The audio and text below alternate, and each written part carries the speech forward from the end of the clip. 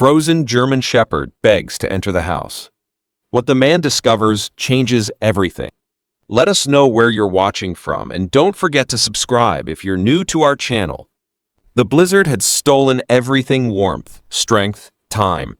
Buried beneath the endless snow, a German Shepherd lay motionless, its fur stiff with frost. Each breath was shallow, its heartbeat faint. It had run for miles, fought against the cold, but now the fight was slipping away. The wind howled through the wilderness, but the dog no longer heard it. Had it come all this way just to be forgotten? Or was there still someone out there searching for it too? Albert Hastings stood by the window, a cup of untouched tea growing cold in his hands. He had spent the last 10 years alone in his small cottage on the outskirts of a remote Alaskan village. A decade since he lost Margaret. The world had moved on, but he had let it pass him by. It was easier to disappear than to face the weight of loss. Out here, among the towering pines and the relentless snow, there were no reminders, no need to think about love, faith, or the hollow ache in his chest. But something felt off this morning. A deep unease gnawed at him from the moment he woke, though he couldn't explain why. Perhaps it was the silence, the eerie kind that only comes after a storm has stripped the world bare.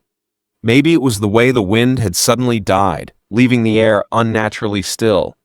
Or maybe it was something else entirely. He set his tea down and pulled on his heavy coat. The storm had been brutal, and he needed to check the property. As soon as he stepped outside, the cold bit into his skin, sharp and unforgiving. But it wasn't the chill that made him stop in his tracks. A dark shape lay just beyond his porch, half buried in the snow. At first, he thought it was a fallen branch or a pile of debris left by the storm. But as he took a step closer, the details sharpened: a body, thin legs, the faint outline of a tail. Albert's breath caught in his throat. His pace quickened, heart pounding against his ribs. The animal was sprawled on its side, ribs faintly visible beneath its frozen, matted fur. Snow clung to its face, its ears drooped lifelessly. He crouched beside it, brushing the frost away from its muzzle. A German Shepherd, at least, what was left of one.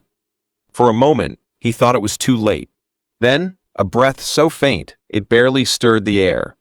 "You're still with me," Albert murmured, his hands moving instinctively, checking for injuries. But as his fingers brushed against the dog's collar, he froze. His pulse roared in his ears. A metal tag dangled from the weathered leather, half buried in ice. He scraped the frost away, squinting at the engraving. His name, Albert Hastings. His breath hitched, and for the first time in years, something other than grief gripped his heart. Fear. How could this dog, a stranger, carry his name? What did it mean? The thought sent a chill deeper than the storm itself up his spine. Shaking off the unease, he lifted the dog into his arms. It was lighter than it should have been, too thin, too weak.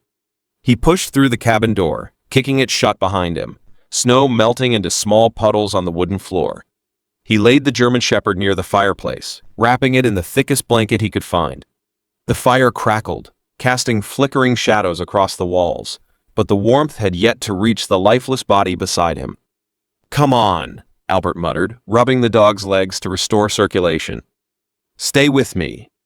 The shepherd's breath remained faint, barely a whisper against the quiet cabin.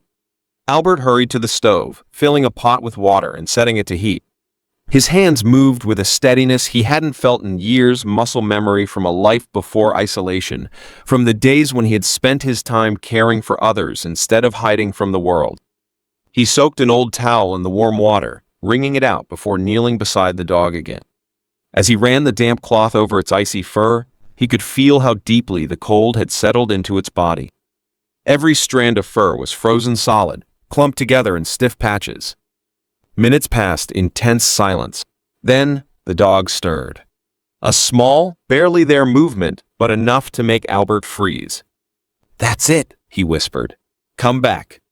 The shepherd's eyes fluttered open, dark, intelligent, filled with something Albert couldn't quite name. Recognition? Trust? Or something deeper? Then, with great effort, the dog moved, pressing its nose weakly against his arm. Albert let out a breath he hadn't realized he was holding. The dog was still clinging to life. And somehow, impossibly, it had found its way to him. The question remained, how? And why did it have his name? As the storm outside settled into a quiet snowfall, Albert pulled the blanket tighter around the dog, his mind racing with possibilities. He had spent a lifetime pushing the world away. But now, as he looked into the eyes of the shepherd, he realized the world had found a way back to him. And it had brought a mystery he was determined to unravel. If the dog had been out in the storm much longer, it wouldn't have made it. Albert Hastings knew that much. He exhaled, his breath visible in the dim light of the cabin, and glanced back down at the collar. The name engraved on the front still sent a shiver through him, but now, with the dog safe inside, he had the time to look closer. Turning the metal tag over between his fingers, he brushed away the remaining frost, and then he saw it.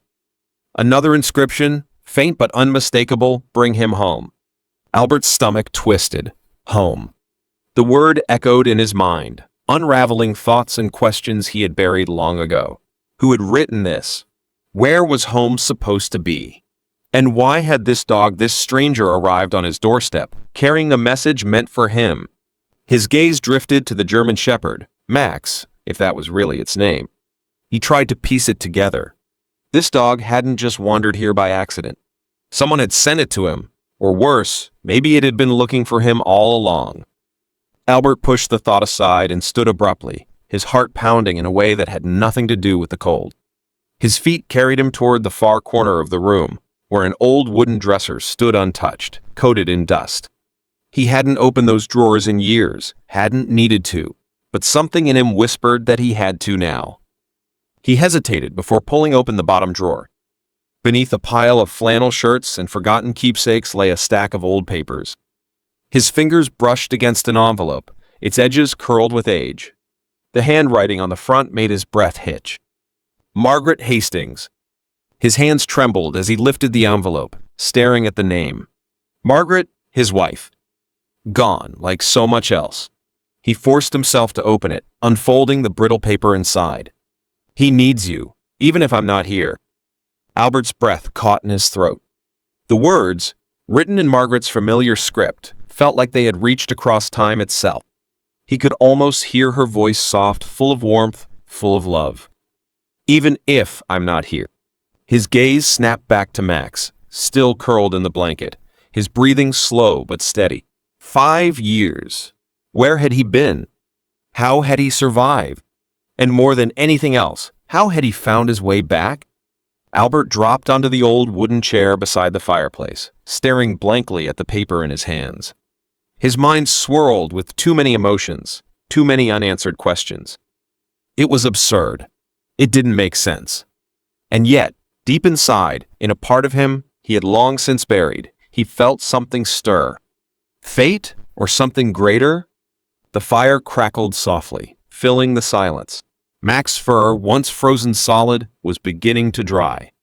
The warmth of the cabin wrapped around both of them, replacing the icy grip of the storm outside.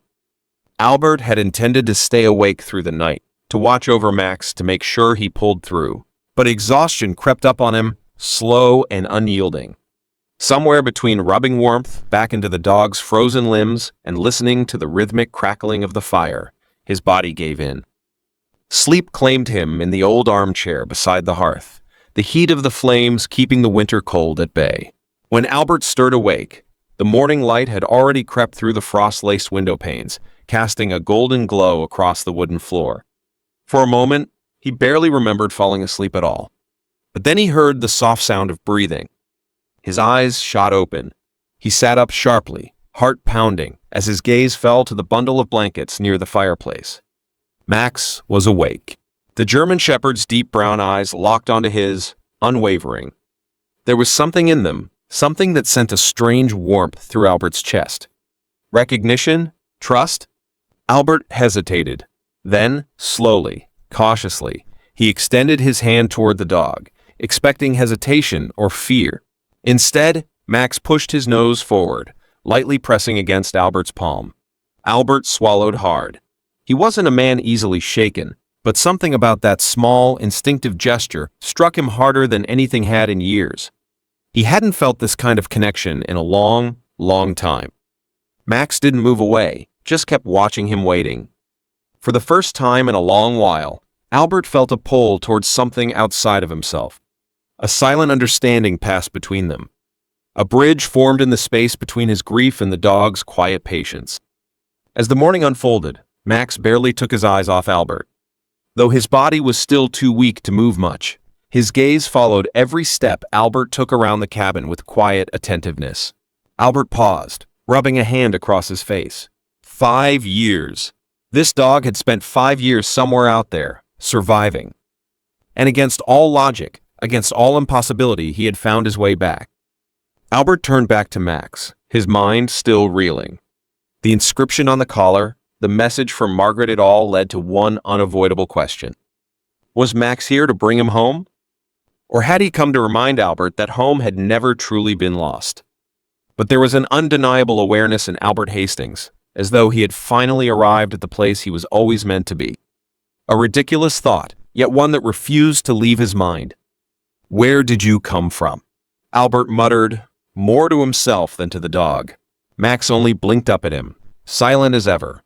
The unease from the previous night still clung to Albert's thoughts, the collar, the engraving, the old adoption papers from Margaret. It was too much to be mere coincidence. For the first time in years, Albert wasn't alone. A call beyond the door. Later that morning, Albert bundled himself up to go outside. The firewood pile was running low, and despite everything, life had to go on. He turned to check on Max before stepping out, but something stopped him mid-motion. It was barely more than a shift of weight, at first a slow, hesitant attempt to rise. Max's limbs trembled under him, muscles still stiff from the cold and weakness, but the determination in his eyes was unwavering. Albert saw it in the way Max clenched his jaw, the way his paws dragged against the wooden floor as he fought to stand. Albert turned fully toward him. Hey, take it easy. You're still recovering. Max didn't listen. With a low grunt of effort, the German Shepherd finally pushed himself upright. His legs wobbled but didn't collapse. He stood there, breathing hard, looking up at Albert before shifting his gaze toward the open door. The meaning was clear. He wanted to go outside. Albert frowned. It's freezing out there. You barely made it through the night. Then, ever so slowly, Max took another step forward. Every inch of him protested, but there was a pull in him that Albert couldn't ignore. The dog reached the doorway and paused at the threshold, staring out into the snow-covered world beyond. His ears flicked, his nose twitched as he took in the crisp winter air. And then, ever so slightly, his tail moved. A flicker of recognition, of familiarity. Albert followed his gaze, trying to see what Max saw. At first, it was nothing, just an endless sea of white. But as his eyes adjusted, he noticed something, a single, distinct trail of paw prints leading directly to his cabin. A solitary path. One that suggested Max had traveled alone. Albert's chest tightened. Where did you come from? He murmured again. Had he been walking for days, weeks? His mind reeled. But one truth remained. Max had found his way to him. Albert swallowed against the lump forming in his throat, his hands clenching into fists at his sides. He had spent years believing he was meant to be alone, that no one was looking for him, that fate god had long since abandoned him. And yet, here was this dog. One he had never met, yet one that bore his name. One that had waited 5 long years. A gust of wind swept through the trees, stirring the snow. The silence in the air was thick, heavy. Albert inhaled sharply. For the first time in years, he clasped his hands together. His voice came out quiet, barely more than a whisper. But in the vast stillness of the mountains, it felt like a prayer nonetheless. Lord, did you send him to me? A journey for answer. Albert stood at the threshold of his cabin, staring down at Max by his side. The morning air was sharp, cutting through even the thickest coats, yet Max showed no hesitation.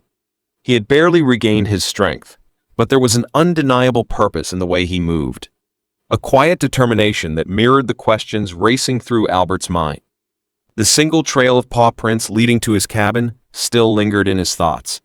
It was impossible, unbelievable even, that a dog could have traveled such a great distance, survived alone for so long, and found its way directly to him. But Max had. and Albert needed answers. He secured Max in the passenger seat of his old pickup truck, throwing a blanket over the worn leather seat to keep him warm.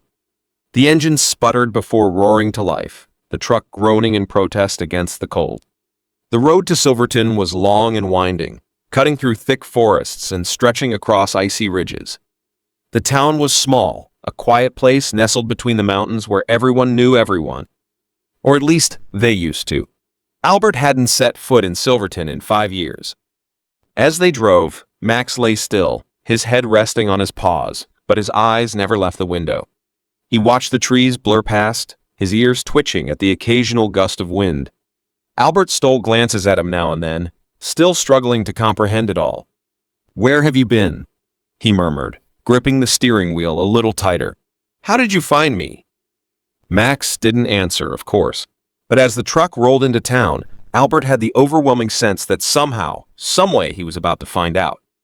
Albert Hastings tightened his grip on the steering wheel as the road twisted and turned through the mountains. The drive back from Silverton felt longer than before, each mile stretching as his mind raced with the weight of what he'd just learned. 5 years. Max had spent 5 long years searching for something, someone who had never even known he was lost. A ghost of the past, a forgotten promise that never reached its intended home. And yet, against all reason, against all odds, the dog had found him. His chest tightened as he glanced at Max. The German Shepherd sat upright in the passenger seat, his body still lean from hardship, but his eyes carried something deeper. Purpose. Resolve. The very thing that Albert himself had lost years ago. The snow-capped peaks of the mountains rose ahead, and with them, the cabin, a place that had become a tomb of solitude. But now, it no longer felt so empty. Something had changed. Albert exhaled slowly, barely realizing he had been holding his breath. The storm clouds in the sky had started to break, allowing thin streaks of golden sunlight to pierce through. He tightened his hands on the wheel. Had this really been just coincidence? Or was it something more? When they finally reached home, Albert parked the truck and sat for a moment in the silence. Max remained still, watching him. There was no urgency in the dog's expression, just quiet understanding. Albert swallowed, his throat thick. "Come on, boy," he muttered, opening the door. The cold air hit him immediately, but it no longer seemed to bite as sharply. He stepped out, watching as Max followed. The dog moved slowly at first, his limbs still adjusting, but then his body steadied. He sniffed the crisp air, his ears twitching, as if reacquainting himself with a place he had somehow always known he belonged to. Albert hesitated before pushing open the cabin door. The fire from earlier had died down, but the warmth still lingered. Max padded in behind him, nose to the floor, taking in every familiar scent. Albert moved to the fireplace, throwing in fresh logs and striking a match. The fire crackled back to life, filling the room with golden light. Max sat beside him, his tail thumping gently against the wooden floor. For the first time in years, Albert didn't feel the weight of silence pressing in. It wasn't just him anymore. And maybe, just maybe, it never had been. As the evening stretched on, Max didn't leave his side. Every time Albert moved, the dog watched him, as if memorizing his every step, his every breath. It was unsettling at first, this unwavering presence, this quiet devotion. But then, as the fire warmed the cabin, something in Albert's chest loosened. Something that had been locked away for too long. He moved to the old wooden dresser against the far wall, hesitating for only a moment before tugging open the bottom drawer. Dust rose in the dim light, the scent of aged paper filling his nose. Buried beneath years of neglect, his hands found the envelope. The edges had curled with time, but the name scrawled on the front was unmistakable. Anna Carter. His breath hitched. His fingers trembled slightly as he opened it, pulling out the note inside. The words were faded, but they still carried her voice, as if she'd whispered them into the paper herself. "He needs you, even if you don't know it yet. Even if I'm not here." Albert's vision blurred. He clenched the note tightly, his shoulders tensing as a wave of grief, guilt, and something unnameable crashed into him all at once. 5 years. 5 wasted years of believing he was meant to be alone, of thinking no one had been looking for him. But Max had been. The dog sat patiently, as if sensing the weight of the moment. Albert exhaled, rubbing his palm over his face before looking down at him. "You were always supposed to find me, weren't you?" Max let out a soft chuff, the kind that almost sounded like agreement. Albert let out a strained chuckle, shaking his head. He folded the letter carefully, placing it back in the drawer, then turned toward Max. "Guess it's time I stop running, huh?" The dog's tail wagged once. That night, for the first time in years, Albert didn't fall asleep in his chair beside the fire. He lay in his bed, the warmth of the fire flickering in the background, the steady sound of Max breathing at the foot of the bed. And for the first time, the cabin felt whole. Morning came with the soft golden glow of the sunrise filtering through the trees. Albert sat on the porch, coffee in hand, as Max lay beside him, head resting on his paws. The world stretched out before them, unchanged yet entirely different. The question that had been circling in Albert's mind for days returned. Had this been fate? Something more than just chance?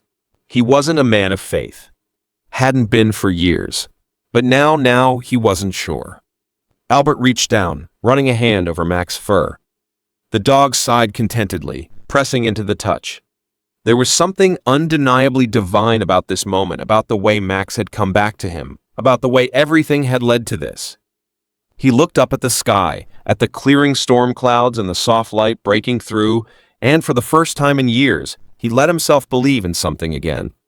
"Maybe you were right, Anna," he murmured. "Maybe I wasn't alone after all." Beside him, Max lifted his head, ears perking toward the trees as if listening to something Albert couldn't hear. And in that quiet morning, in the vast wilderness that had once felt so empty, Albert Hastings felt the smallest ripple of faith returned. Albert Hastings stood beside his truck, watching as Max landed gracefully in the snow. The German Shepherd shook himself, sending a flurry of ice and dust into the crisp mountain air.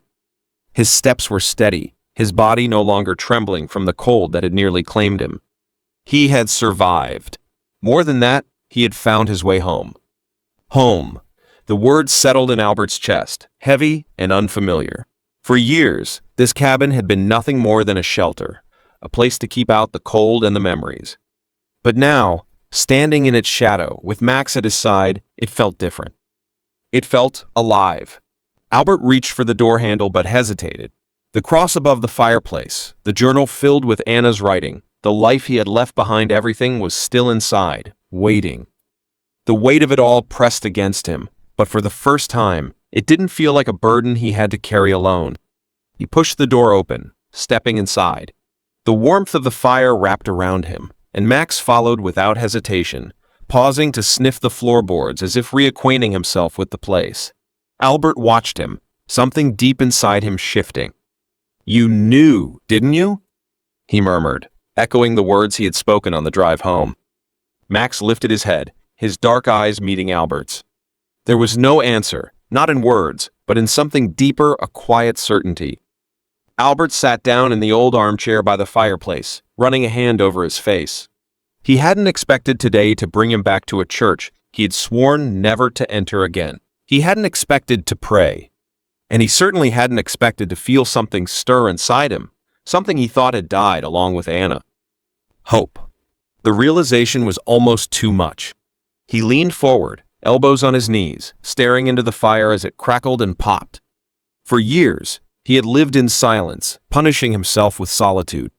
But Max, this dog, had never stopped searching. Against all odds, he had found his way back. And Albert couldn't shake the feeling that it wasn't just chance. Maybe, just maybe, he was meant to be found, too. The days that followed were different. The house was no longer silent. Max moved through the cabin like he'd always belonged there, curling up beside the hearth at night, following Albert out into the woods during the day. Albert found himself talking more, sometimes just simple words of encouragement to Max, other times deeper thoughts spoken into the vastness of the mountains. At night, he reopened the journal he had once abandoned. Anna's handwriting was still the same, the ink faded but the words untouched by time. One entry, in particular, caught his eye. He needs something to believe in, something to hold on to. Even if I can't be there, I hope he finds it. Albert closed his eyes, exhaling shakily. I found it, Anna, he whispered. I think I finally found it. That winter passed in a way no other had. Albert no longer woke up dreading the quiet. The days weren't just about survival anymore. He rebuilt the fence that had long since collapsed under the weight of the snow. He fixed the loose step on the porch, the one Anna used to trip over every time she carried firewood inside. He started taking longer walks through the woods, retracing the trail Max had traveled to find him. One morning, as the first hints of spring melted the last of the ice, Albert stood at the edge of the property, watching the sun crest over the peaks. Max sat beside him, ears perked, nose twitching at the scents carried on the wind. "You waited for me," Albert said softly, reaching down to ruffle the thick fur at Max's neck. "All these years, you never gave up." Max let out a quiet huff, leaning into the touch.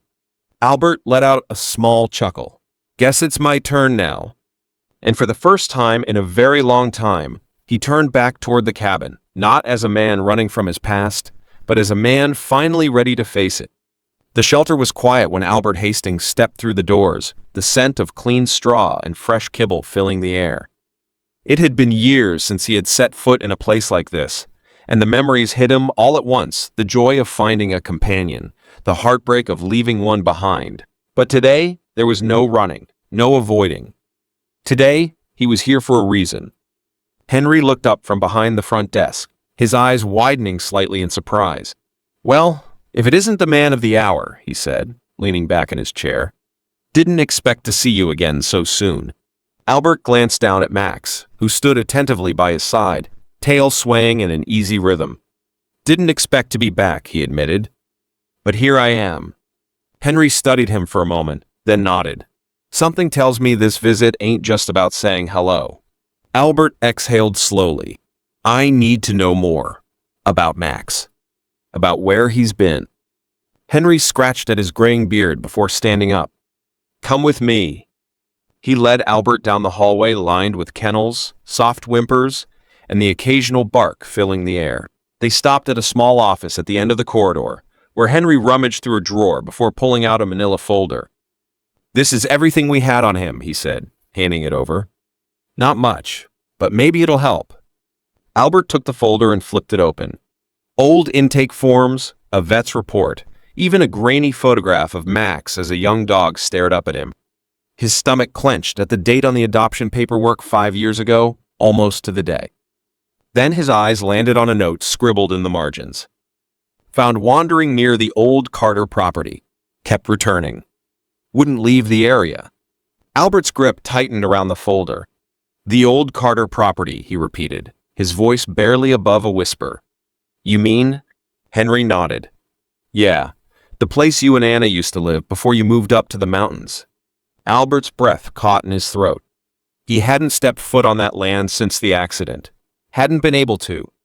But Max had. For 5 years, he had returned there, waiting, searching. Albert swallowed hard. "I need to see it." Henry hesitated. "You sure about that?" Albert didn't answer right away. He turned to Max, who simply sat, unwavering, waiting for his next move. Just like he always had. Finally, Albert nodded. "Yeah, I'm sure." The drive out to the old Carter property was one Albert had never expected to take again. The road was familiar but distant, like a memory he had locked away long ago. The house had been sold after Anna passed, left to another family he never met, but the land still held echoes of what once was. As he pulled up to the overgrown driveway, his chest tightened. The house had changed, but the trees, the hills, the way the wind moved through the tall grass, it was all the same. He stepped out of the truck, Max leaping down beside him, his nose twitching as if recognizing the place immediately. For a moment, Albert just stood there, taking it all in. Then, as if led by instinct, Max started moving. Not running, not exploring, just walking steady, deliberate. Albert followed without question. The path wound behind the house, past the old wooden fence that had once been freshly painted, now weathered with time. Max didn't hesitate. He moved forward through the trees until he stopped in a small clearing. Albert's breath hitched. There, nestled beneath the towering pines, was a simple wooden cross. Anna's resting place. Albert's knees felt weak, and he had to brace himself against a nearby tree. He had never come back. Not once. He had let the past swallow him whole, believing that distance would make the pain lessen. But here Max stood, as if he had always known, as if he had always been waiting for Albert to come home. Max sat beside the cross, his head tilted slightly, his gaze unwavering. A quiet sentinel. Albert exhaled shakily. Then, for the first time in years, he stepped forward and knelt before the grave. His fingers brushed over the worn wood, tracing the name carved into the surface. "I'm sorry," he whispered. The wind rustled through the trees, carrying the scent of pine and earth, wrapping around him like something familiar, something forgiving. He closed his eyes, allowing the silence to settle deep within him. When he opened them again, Max was still there, his warm brown eyes watching, waiting. Albert reached out, running a hand through the thick fur at his neck. "You brought me back," he murmured. Max chuffed softly, nudging Albert's hand. A silent confirmation. For 5 years, Albert had run from everything that had once meant something to him. And for 5 years, Max had been running toward him, never stopping, never giving up. Albert let out a slow breath, then stood. He looked down at Max, then back at the cross. "I think it's time to go home," he said softly. And this time, when he turned away, he knew he wasn't running anymore. Spring arrived like a quiet promise, melting away the last remnants of winter. The snow that had once buried the land gave way to patches of earth, revealing the sleeping grass beneath. The mountains, once shrouded in icy silence, now hummed with the gentle sound of melting streams and the distant call of birds returning home. Albert Hastings stood on his porch, coffee in hand, watching as the morning sun climbed higher into the sky. The air smelled different, fresh, alive, the kind of air that carried the feeling of renewal, of something being restored. For the first time in 5 years, he wasn't just watching the world change. He was a part of it. A soft breeze rustled the trees, and as he took a slow breath, he found himself lifting his gaze toward the sky. The blue stretched endlessly above him, open and vast. And in that moment, Albert knew he had never been alone. Even in the darkest nights, even in the bitterest storms, even when he had turned his back on everything, something greater had been there watching, waiting, guiding him home. The sound of paws against the wooden porch pulled him from his thoughts. Max trotted up beside him, his tail wagging, his body full of life. There was no hesitation in his movements anymore, no stiffness from the cold, no exhaustion weighing him down. He was strong, whole. He had done what no one thought possible. He had survived. He had searched. He had found Albert. And now, he was home.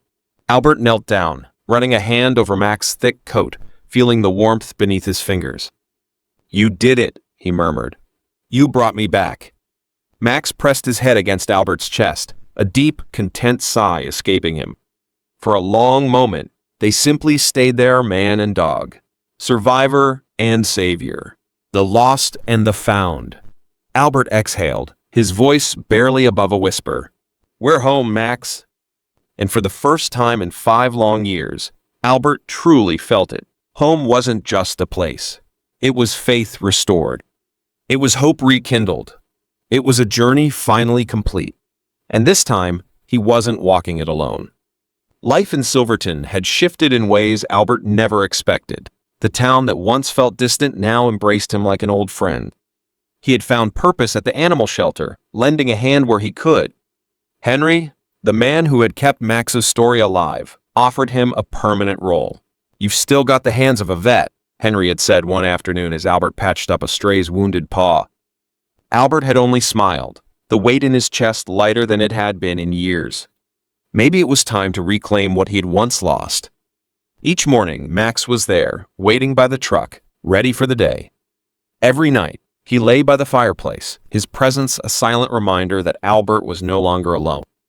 One evening, as they sat on the porch, watching the sun dip behind the mountains, Albert reached down, running a hand through Max's thick fur. "You did more than find me," he murmured. "You brought me back." Max leaned into his touch, a quiet exhale escaping him as if he understood. By summer, Albert's visits to town became a regular part of his routine. He stopped by the diner for coffee, catching up with Maggie, the waitress who once knew his usual order by heart. He helped an old friend, Mike Callahan, fix a broken fence near the edge of town. And every time he walked through Silverton, people didn't just see him, they welcomed him back. One afternoon, as he picked up supplies at the general store, Tom Whitaker, the owner, leaned against the counter, studying him. "Heard about what happened," Tom said. "That dog of yours, he's been the talk of the town." Albert smirked. "Word travels fast." "Oh, yeah. Henry says the dog spent 5 years looking for you. That's not just luck, Hastings. That's something bigger." Albert nodded, but didn't answer. He had felt it too. Max's journey wasn't just coincidence. It was something more. One evening, as Albert sat on the porch, a gentle wind carried the scent of pine through the air. The sky above was painted with streaks of orange and purple. Max lay beside him, eyes half closed, content. Albert took a deep breath.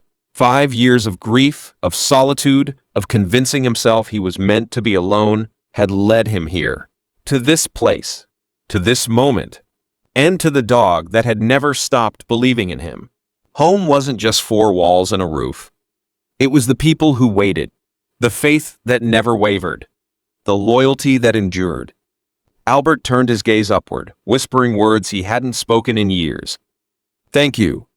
Somewhere in the quiet expanse of the sky, he felt the weight of an answer not in words, but in the simple, undeniable truth of a dog's unwavering devotion. No matter how far we stray, love and loyalty will always lead us home. The lessons of Max's journey in our own lives.